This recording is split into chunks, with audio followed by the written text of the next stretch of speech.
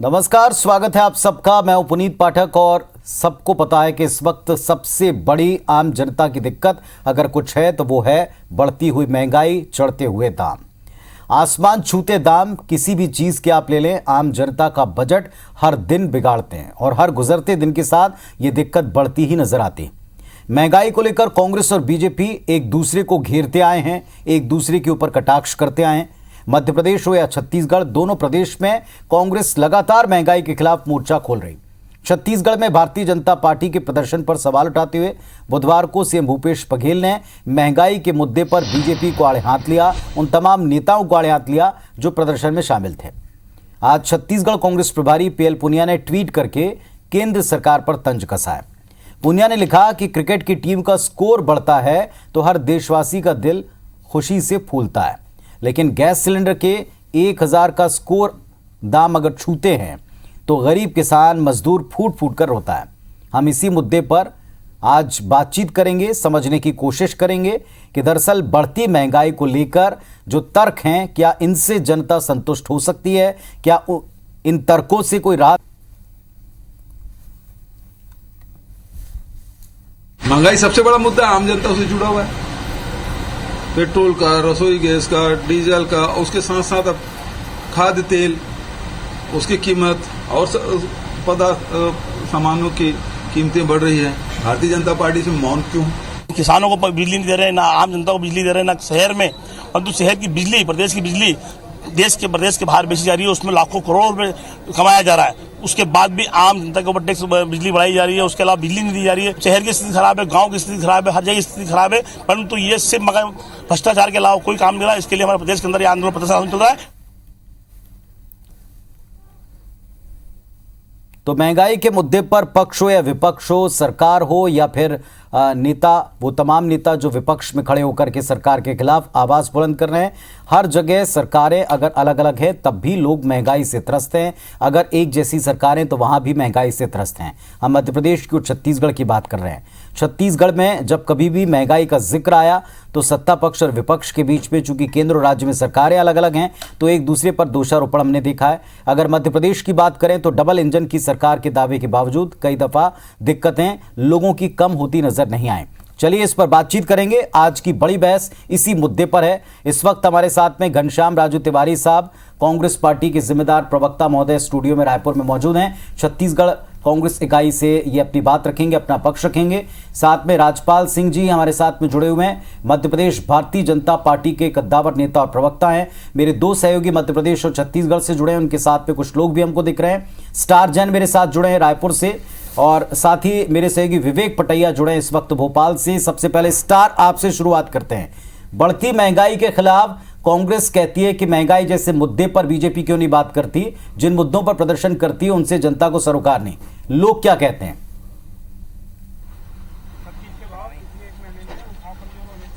देखिए, ये तो कहीं ना कहीं दिख रहा है महंगाई अपने चरम पर है, और आम पब्लिक हो, चाहे बिजनेस क्लास हो, चाहे रोजी कर मजदूरी वाला हो, हर कोई इससे प्रभावित है।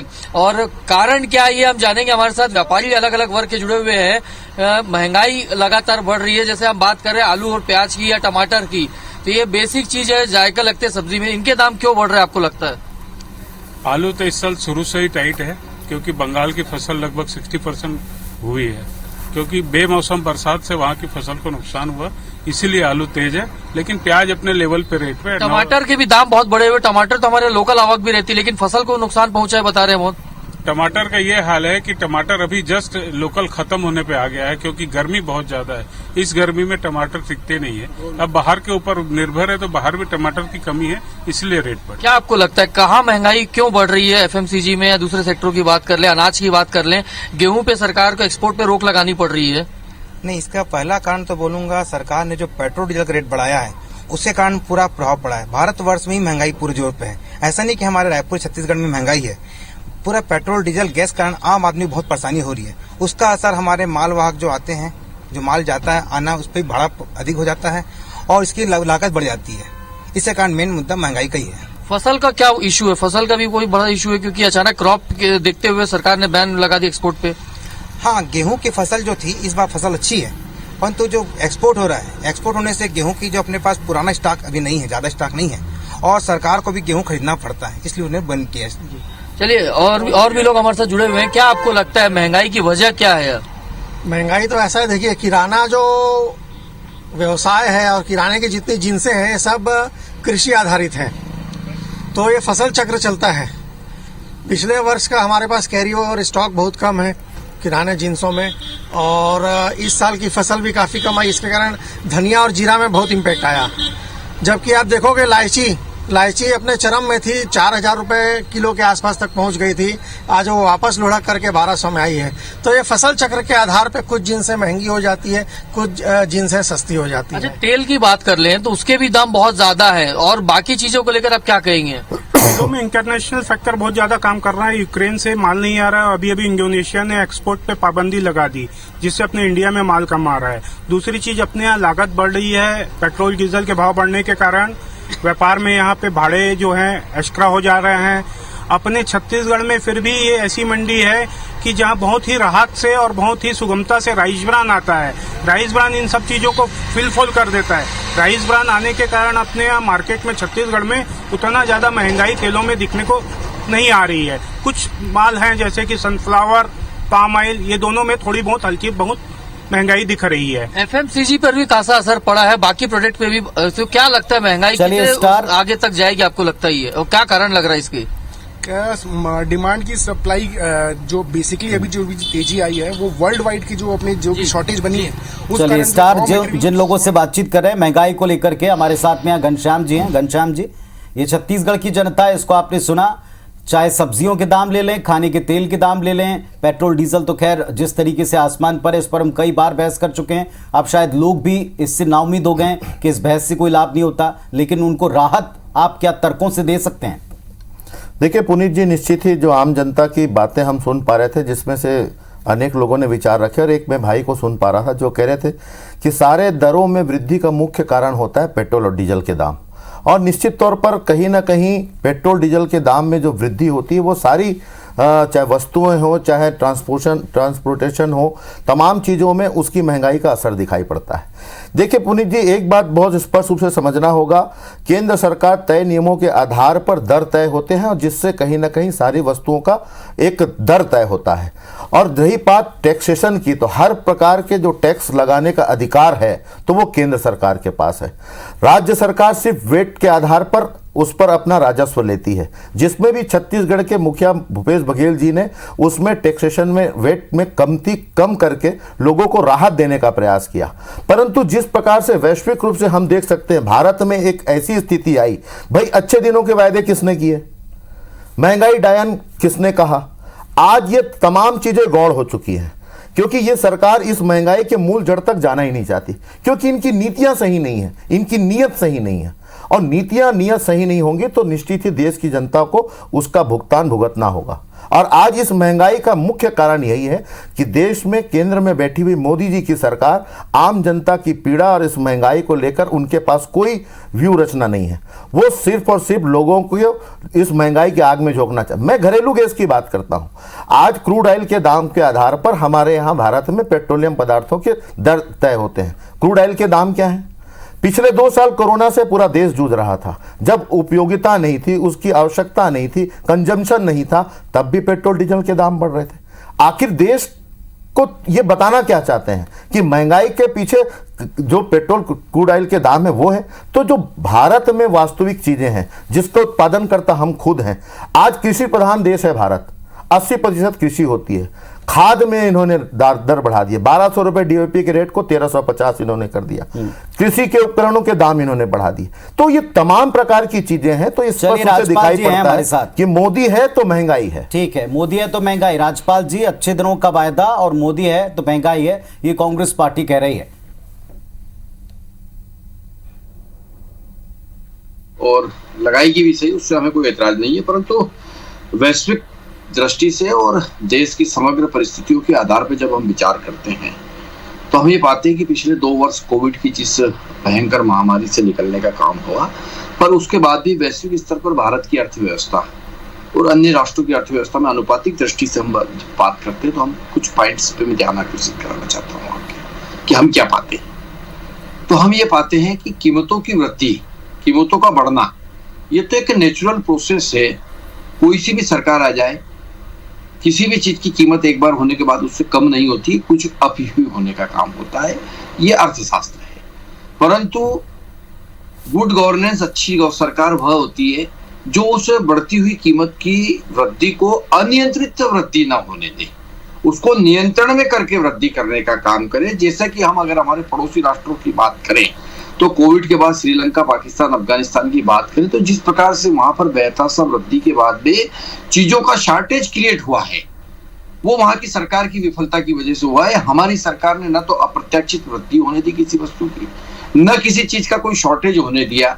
अगर अभी हमें देखने में आया कि गेहूं की कमी आने की संभावना हो सकती है तो हमारी सरकार ने तुरंत निर्णय लिया और जो निर्यात था वो बंद करने का काम किया। क्यों? क्योंकि सरकार का पहला काम है कि देश के लोगों का खाद्यान्न देश के लोगों को खाने को मिले, और उसके बाद एक्सेस हो तो फिर विदेश में जाने का काम हो। उसी प्रकार से आप देखेंगे। चलिए, आपके कहने का तात्पर्य है कि हम पड़ोसी मुल्कों से कंपेयर करें तब हमको लगेगा क्या हमने कंट्रोल किया। घनश्याम जी इस पे कहना चाह रहे हैं? तभी लगेगा। घनश्याम जी, पड़ोसी मुल्कों से कंपेयर करें तो लगेगा कि राहत है, कंट्रोल में। पुनीत जी, ये व्यवस्था देखिए भारतीय जनता पार्टी की, जिन्होंने अच्छे दिन के वायदे किए उसका जवाब नहीं, जिन्होंने महंगाई को डायन बताया उसका जवाब नहीं।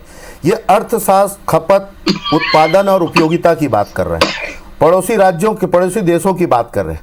ये भारत का इतिहास है और भारत के इतिहास में ये पहली बार ऐसी स्थिति है जहां देश बिकता हो वहां उत्पादन तो क्या, आज लोगों को ये बताने की स्थिति में नहीं है सरकार कि इस महंगाई का कारण क्या है।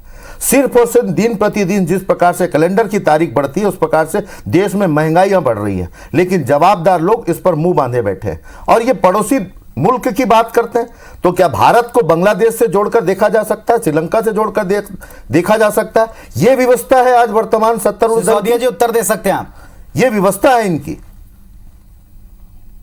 वायदा आपका, और देखें पड़ोसी मुल्कों में ऐसा क्यों देखना पड़ेगा। नहीं, ऐसा नहीं है, अनुपातिक दृष्टि से ही बात करना पड़ेगी आपको। और महंगाई के विषय को लेकर अनुपातिक दृष्टि से बात करना इसलिए भी आवश्यक हो जाता है कि जो अभी महंगाई के जो 2-3 कारण मेरे कांग्रेस के मित्र बता रहे थे।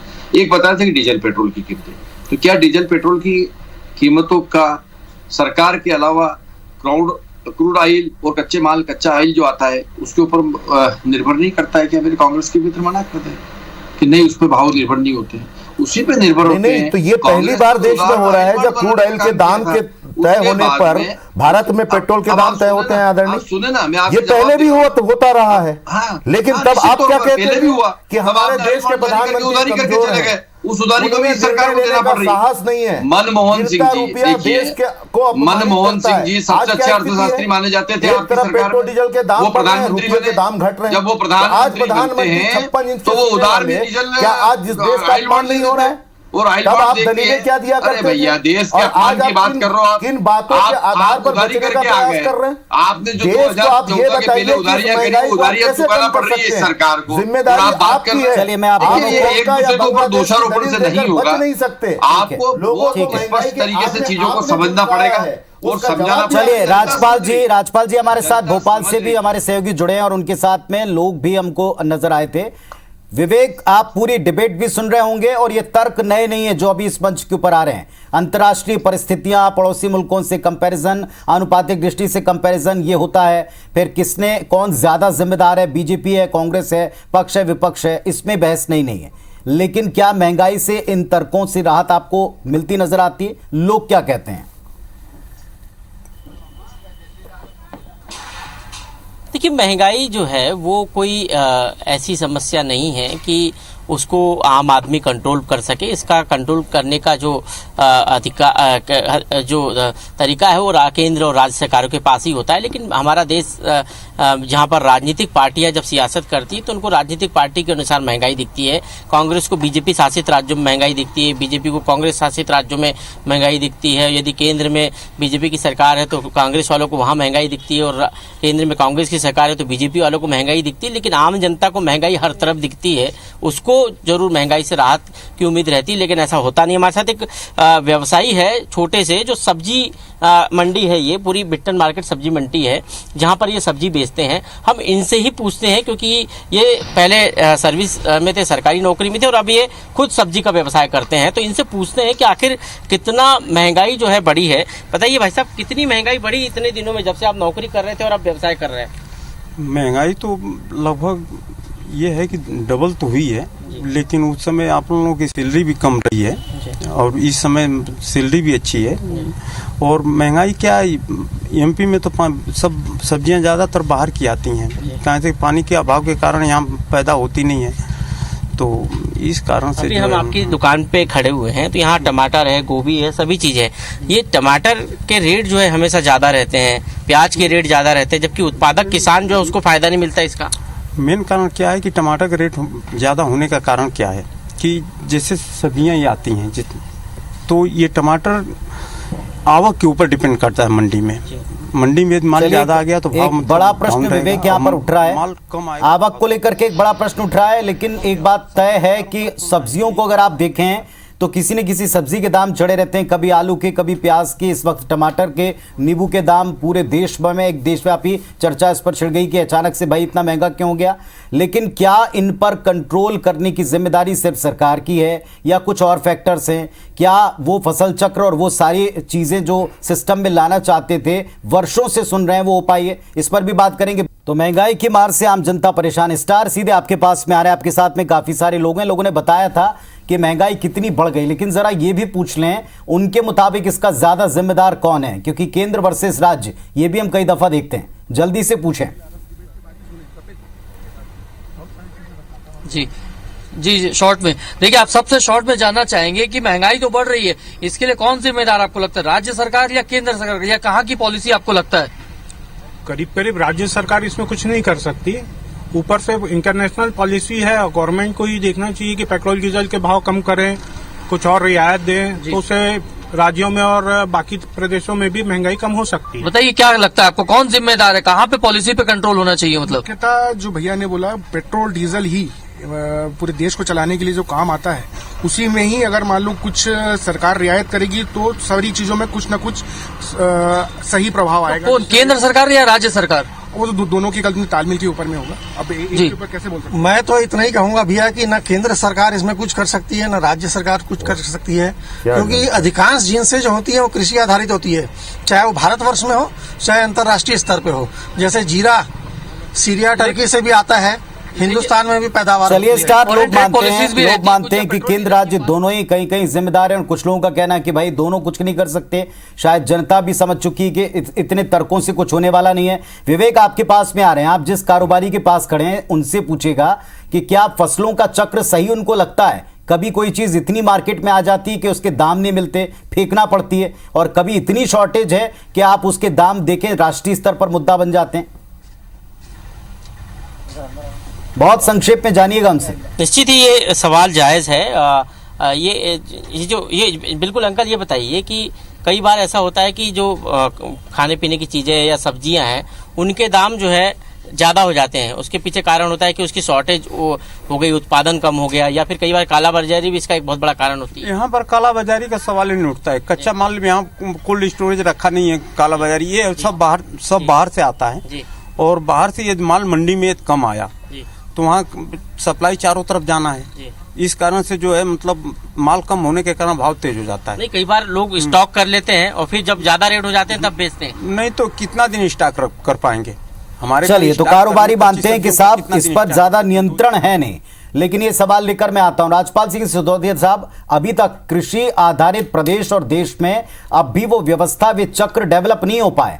कई बार चीजों की अधिकता और कई बार शॉर्टेज, इस पर आप कंट्रोल नहीं कर पा रहे, लगातार सरकार में है। भारत देश में कृषि मानसून पर आधारित है, प्रकृति पर आधारित है। कई बार ऐसी परिस्थिति या स्थितियां बनती है कि कहीं की चीज, कहीं का कृषि जिन्स ज्यादा पैदा हो जाता है, कभी कभी कोई कृषि जिन्स में बीमारियां लग जाती है, वातावरण अनुकूल नहीं होता तो उसकी पैदावार कम हो जाती है। गर्मी के दिनों में वैसे भी, गर्मी के दिनों में ताजी सब्जियां, जो हरी सब्जियां होती है, उनका शॉर्टेज होता है क्योंकि गर्मी में उनकी पैदावार नहीं होती। सर्दी में ज्यादातर हरी सब्जियों की उनकी पैदावार होती है। एक कारण वो भी होता है और सीधा सीधा मांग और पूर्ति का नियम है। ये सब्जियां इस प्रकार की चीजें नहीं है कि इनको लंबे समय तक स्टोरेज किया जा सके, क्योंकि हमारे यहाँ पे ताजी सब्जियां लेने का चलन है। स्टोरेज का सामान लोग सामान्यतः यूज नहीं करते हैं। उपभोक्ता भी ताजी सब्जियां मांगता है। इसी दृष्टि में पैदावार गर्मी के दिनों में कम रहती है और गर्मी के दिनों में भी विशेष करके मई और आपकी बात, लेकिन सर्दियों में भी ये मैं खुद किसान हूं, सर्दियों के शुरुआती सीजन में भी जब टमाटर महंगा था तब भी हमने डिबेट की थी राजपाल जी। ध्यान मेरा उस तरफ ले जाने का मकसद था कि क्या हम चीजों को अभी भी वैसे सिस्टमेटिक कर पाए जो आप लोगों की भी मंशा है। आप लोग कहते भी आप लोगों की मंशा है, आप लोग मतलब कोई भी दल हो जो सरकार चलाता है। घनश्याम जी इस पर कुछ कहना चाहेंगे? देखिए, मैं वही कह रहा था, जिस प्रकार से बातें जो आम जनता, प्रबुद्ध जनता से हम सुन पा रहे थे पुनीत जी, लगभग लोगों की यही प्रतिक्रिया है कि पेट्रोल डीजल के बढ़ते दाम से ही सारी परिस्थितियां निर्मित होती हैं। ठीक है। और पेट्रोल डीजल के दाम को दर तय करना केंद्र सरकार के हाथ में है। आज जिस प्रकार से भारत में सेंट्रल एक्साइज की ड्यूटी लगाई जाती है 35 रुपए से लेकर 40 रुपए प्रति लीटर, तो आप समझ सकते हैं कि कैसे देश की जनता को राहत मिलेगी। वैश्विकता की बात कर रहे थे मेरे साथी मित्र, दुनिया में सबसे ज्यादा महंगी एलपीजी गैस भारत के नागरिक खरीद रहे हैं। ये वैश्विक परिस्थितियां हैं। जहां 365 रुपए में गैस सिलेंडर मिला करती थी, आज वही गैस सिलेंडर लगभग 1200 के आसपास। घनश्याम जी, 65 रुपए पेट्रोल हुआ करता था। घनश्याम जी और राजपाल जी दोनों का, डीजल हुआ करता, आप दोनों को समझना होगा कि राहत हम कैसे दे सकते हैं। हम देश की जो महामारी जो इन्होंने महंगाई को फैलाई है, इसके लिए केंद्र में बैठी मोदी जी की सरकार। ठीक है साहब, जिम्मेदार कोई भी हो, लेकिन शायद जिम्मेदारी दोनों पक्षों की है राहत देने की। सुना आपने, जनता को भी सुना और इन तर्कों को जनता ने भी सुना। शुक्रिया आप सबका।